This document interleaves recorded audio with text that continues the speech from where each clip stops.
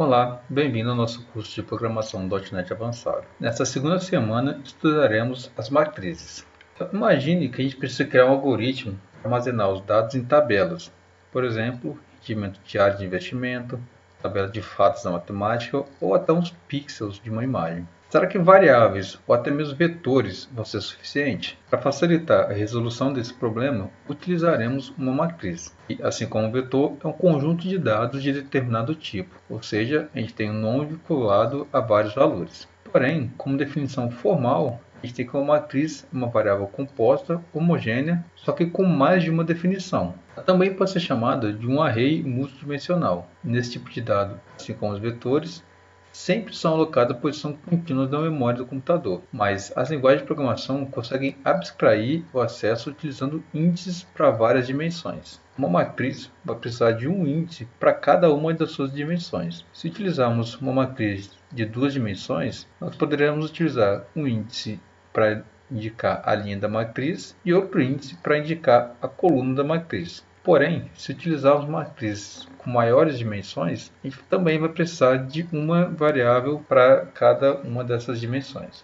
Assim como os vetores, cada caixinha da figura vai apresentar uma célula da matriz e vai armazenar somente uma informação que nós estamos guardando. Para uma matriz de duas dimensões, o primeiro índice sempre vai identificar a linha e o segundo vai identificar a coluna. Para começar a utilizar a matriz, nós também precisaremos declarar ela e depois criar. De novo, podemos fazer esses passos separados ou de uma única vez, como fizemos nos vetores. Para declarar uma matriz no C#, a gente tem que formar o tipo de dado, colchetes, dentro dos colchetes uma vírgula para indicar que a matriz é uma matriz de duas dimensões e um nome. Na criação da matriz, nós também utilizaremos a palavra reservada new, mas passaremos os valores que representarão a quantidade de linhas e de colunas. Neste exemplo, estamos declarando uma matriz do tipo inteiro de duas dimensões e logo abaixo estamos criando ela, informando que ela terá 5 linhas e 4 colunas.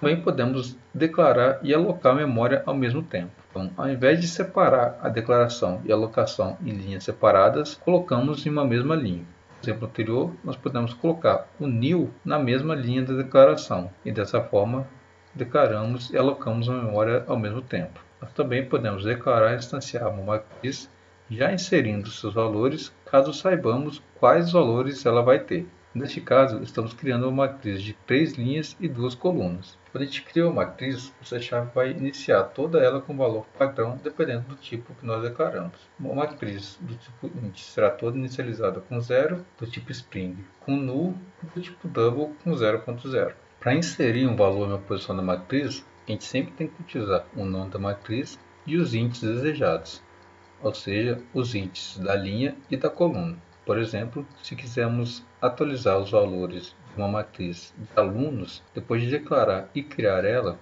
utilizaremos os índices da linha e da coluna separado por vírgula para indicar em qual posição da matriz queremos inserir o valor desejado. Então, na primeira posição da matriz, ou seja, da linha 0, coluna 0, colocaremos Mary. Na posição da linha 1, coluna 2, Thomas. E na posição da linha 0, coluna 4, Johnny. Perceba que na posição 0, 2, colocamos valor vazio e nas outras, como não colocamos valores nenhum, o valor armazenado é o padrão do C#, que é o null.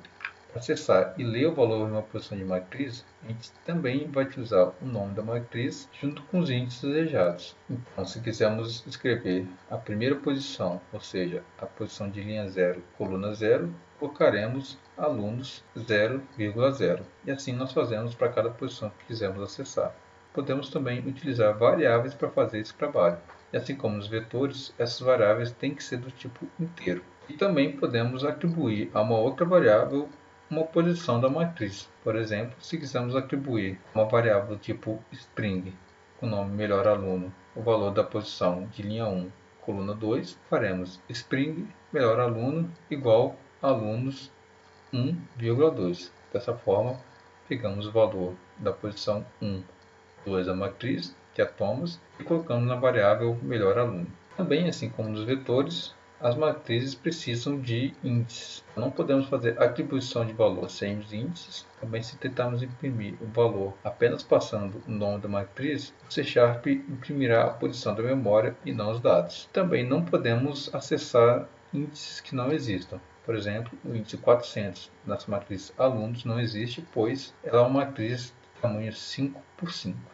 Para percorrer uma matriz, a gente utiliza estruturas de repetição. Porém, como a matriz possui mais de uma dimensão, nós precisaremos de um laço de repetição por dimensão. E o primeiro laço sempre vai ser relativo à linha da matriz e o segundo relativo às colunas. Então, nesse exemplo, temos uma matriz de tipo inteiro, chamada matriz, que inicializamos ela através de duas outras variáveis inteiras. Então, perceba que quando formos percorrer essa matriz, no laço de fora, o primeiro laço, a gente percorre a quantidade de linhas. Depois, no laço de dentro, o segundo laço, vamos percorrer pela quantidade de colunas. Temos exemplo para preencher uma matriz que vamos percorrer ela primeiro pelas linhas, neste caso são 3, depois pelas colunas, que são 5. Dentro do laço das colunas, nós vamos escrever nosso código. Nesse caso, vamos pedir para o usuário inserir os valores que ele quer que sejam colocados dentro da matriz. Da mesma forma, para imprimir a matriz, no primeiro for, nós colocaremos o valor das linhas e no segundo for o valor das colunas. Assim, nós imprimiremos os valores da matriz. E também, com os vetores, as matrizes não são dinâmicas, ou seja, assim que definirmos o tamanho dela, esse valor não pode ser alterado. Porém, novamente, podemos definir o tamanho em tempo de execução.